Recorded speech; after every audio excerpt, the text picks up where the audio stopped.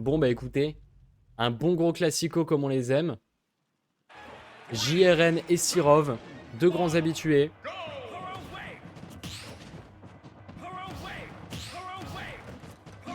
Et pour le coup, donc on a du DK Terry. On voit que JRN affiche son plan de jeu de manière très claire, très précise. Power Wave. Je crois que c'est l'intitulé de son plan de jeu, jusqu'à maintenant en tout cas. Et le truc de Terry, c'est vraiment... Terry, c'est cette Power Wave qui est pas l'un des meilleurs projectiles, mais le truc c'est que si tu essayes de la contourner de manière... en faisant un peu n'importe quoi, et que tu prends du risque à close range contre Terry, bah tu vas prendre la grosse punition. Il est capable d'énormes punitions ce personnage. Jiren bien sûr, qui maîtrise. Et la Power Dunk, ah ouais, 100% au ledge. DK, top 5 des persos les plus lourds du jeu, bah il meurt quand même. Hein. Aïe, aïe, aïe, aïe, aïe, aïe, aïe. Ça rigole, 0 Terry Bogard. Et Sirov qui a pas réussi malheureusement à lui rendre la monnaie de sa pièce sur cette première stock. Donc, petit avantage du joueur de Terry. Par contre, il va se faire cargo. Bon mashing. Bon jeu contre DK, il y a une chose à laquelle vous devez être prêt. C'est le mash. Si vous mashez pas les cargos, vous allez juste vous faire douiller H24.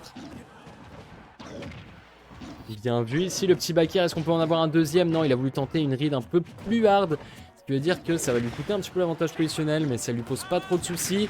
Jiren qui va se faire choper Sariko en power dunk ici. Bon travail de la part de Sirov, maintenir complètement son adversaire en difficulté. Et oh putain, les block strings de Jiren qui sont propres au possible.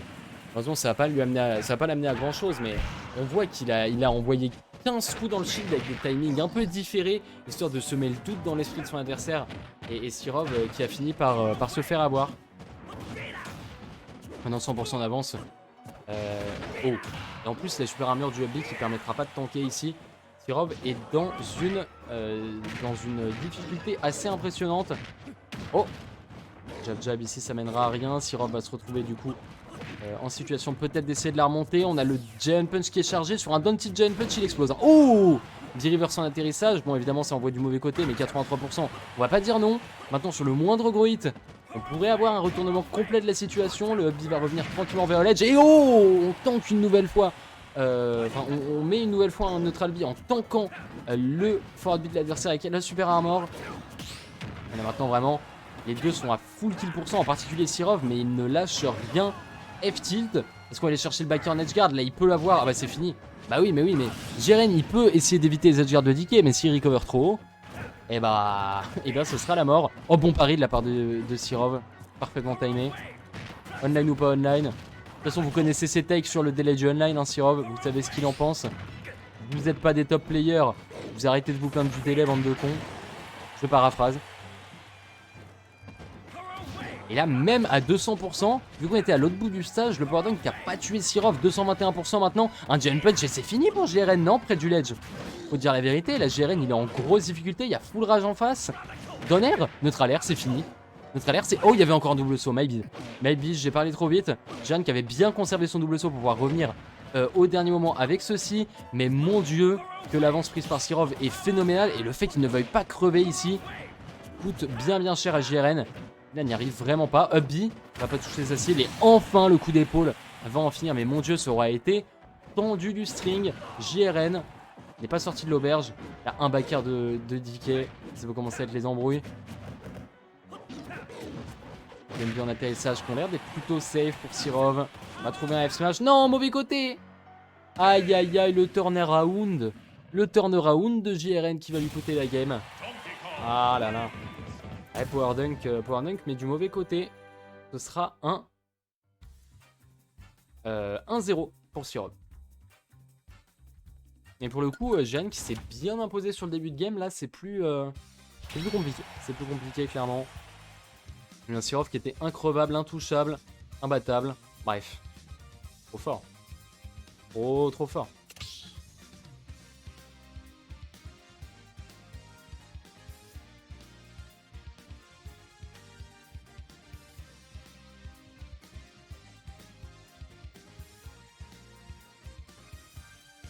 Ok, c'est bon, je joue avec tout ça et on est bon.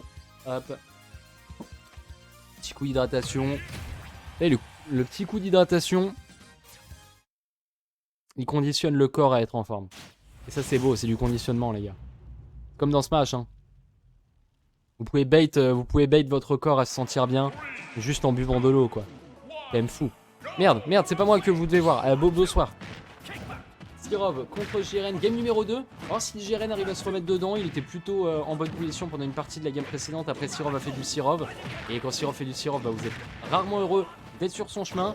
Et il continue à mettre de la bonne phase d'avantage. Mais voilà, JRN, bah, on connaît son terry. Hein. Petit 30% par ouverture minimum. Strict minimum.